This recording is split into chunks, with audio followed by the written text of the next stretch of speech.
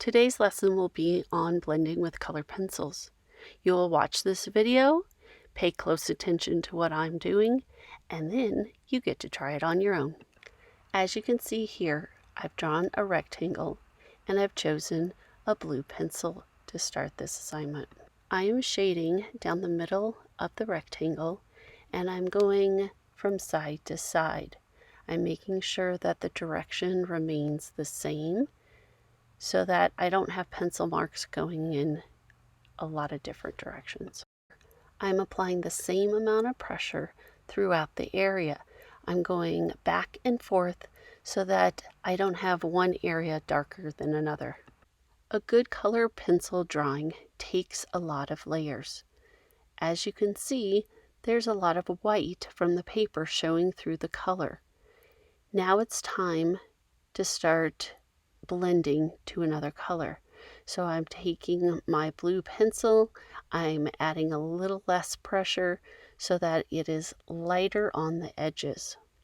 Just make sure you apply the same light pressure to both sides. I really want you to pay attention to how I'm shading.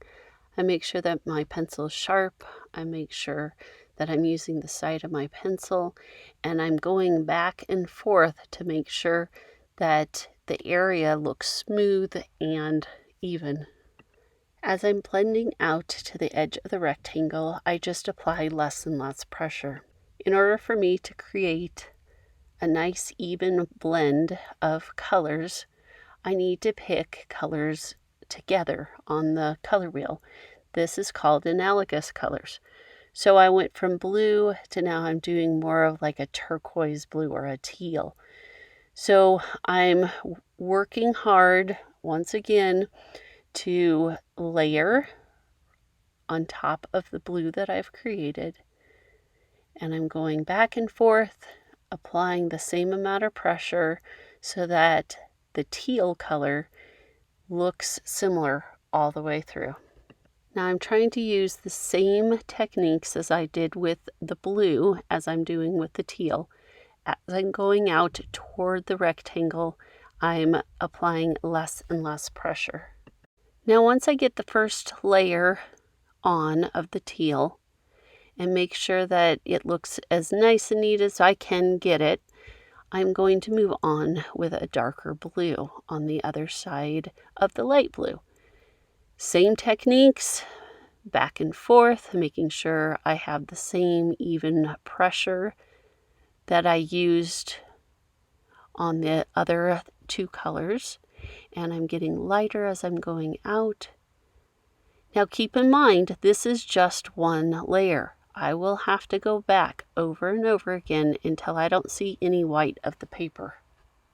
When you are completely done shading this rectangle, you need to keep in mind the goal. The goal is to blend one color into another color into another color.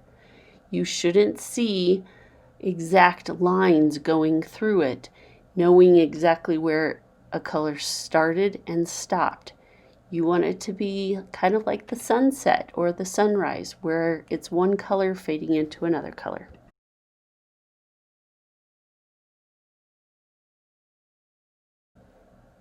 Now I've sped up the video process of doing another rectangle of blending colors onto each other. It's really important for you to focus in on what I've done to accomplish this goal. I need you to pay attention that it does take a lot of layering. You don't want to press really hard in the beginning. If you press really hard, you won't get those transitions from one color to another. You will see these hard lines occur. So please follow the directions, do your very best, and I guarantee you will learn and find some success.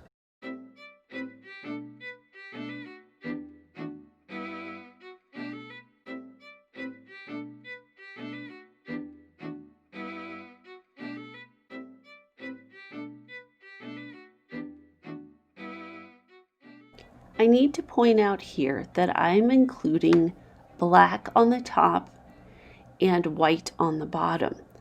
When you incorporate your black colored pencil, please press very lightly.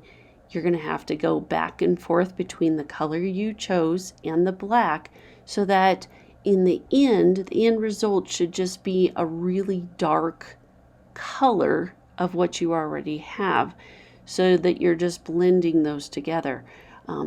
I didn't show you the example on the blue rectangle, but that is black up top. So it kind of looks black, but it also looks like a really dark navy color because I've mixed the blue and the black together.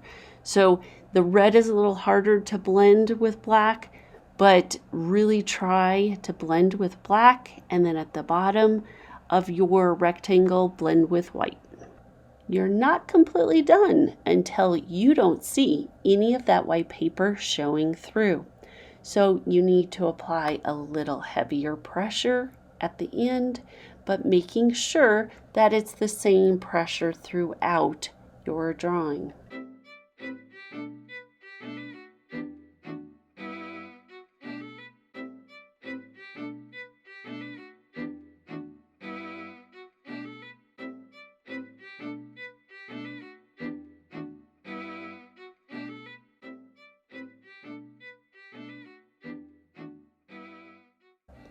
Now, the pencil that I wish I could lend to you that really helps with blending, it's called a colorless blender. You can buy these on your own. It's not necessary. It's just a fun tool to have. Are you ready to get started? I hope so. Create a rectangle that measures approximately 1 inch by 2.5 inches. Select your colored pencils. You must have a black, a white, and 3 analogous colors. Remember, analogous colors are groups of 3 colors that are next to each other on the color wheel. Apply light pressure with the side of your sharpened pencil. Overlap colors slightly when you transition from one color to the next color. Continue to layer your colors while increasing the pressure. And lastly, draw in one direction.